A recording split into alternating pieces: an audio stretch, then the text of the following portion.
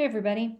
All right, so yesterday we looked at the committees of correspondence, which is really a group to communicate. So being able to communicate, having the colonies come together and talk about that. So we're going to look at these 2 pages today, which is Conflicts Grow. So we're looking at the timeline here of 1770 to 1774. So building on what we know. Today you can find out what is happening in the world from radio, television, newspapers, or the internet. In colonial America, however, it was harder to learn about the news.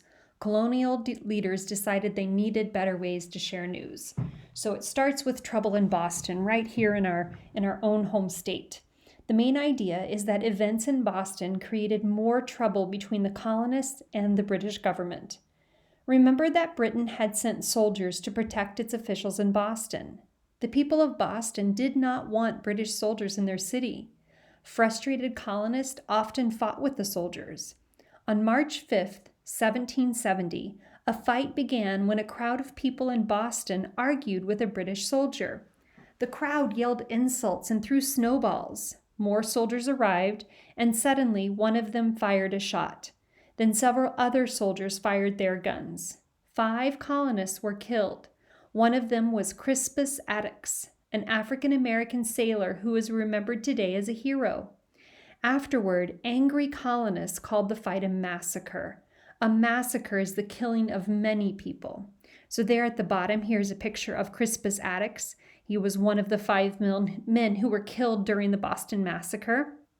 And he was a sailor who had actually escaped from slavery. If we look over here, this is where we're going to this might be an image that you've seen before.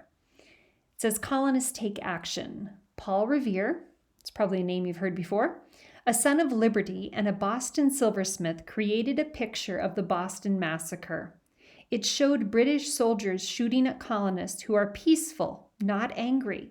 The Sons of Liberty used the picture to convince colonists that the British soldiers were dangerous. The soldiers at the Boston Massacre were put on trial. John Adams, an important Boston lawyer, defended the soldiers at their trial. He wanted to show Britain that colonial courts were fair. Adams tried to prove that the soldiers had been protecting themselves from the crowd. 6 soldiers were found innocent, and 2 were lightly punished. At the time of the Boston Massacre, news traveled slowly. Samuel Adams wanted more colonists to know what was happening around the colonies. In 1772, Adams and the other colonial leaders in Boston set up committees of correspondence to share news with the other colonies. Correspondence is written communication. Soon, every colony had committees of correspondence. They sent each other letters about what the British were doing and what actions colonists could take. So if we look at this picture of the Boston Massacre, I'm going to try to make it even bigger for us here so you can really see what was happening.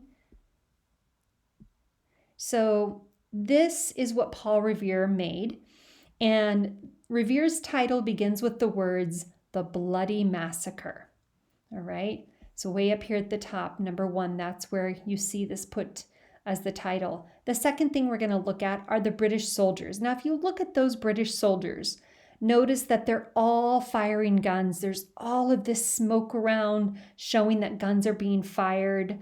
They look somewhat angry and very hostile, right? Now, if you look over here on the opposite side, these are the colonists. Now, they're not shown attacking the soldiers. They look very peaceful. None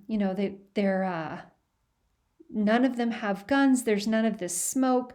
So it really was a way for Paul Revere to put the British in sort of a negative light.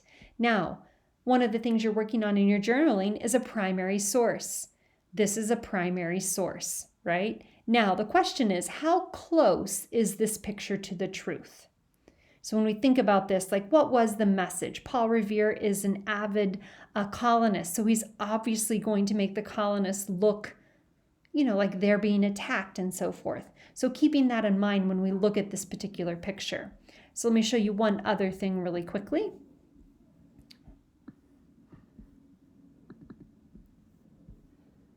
So here's that same picture right? Boston Massacre of 1770. Many angry colonists surrounded the British soldiers, and the British soldiers panicked. They fired into the crowd, killing 5 colonists. Crispus Attucks, an escaped slave, was killed that day defending the colonists.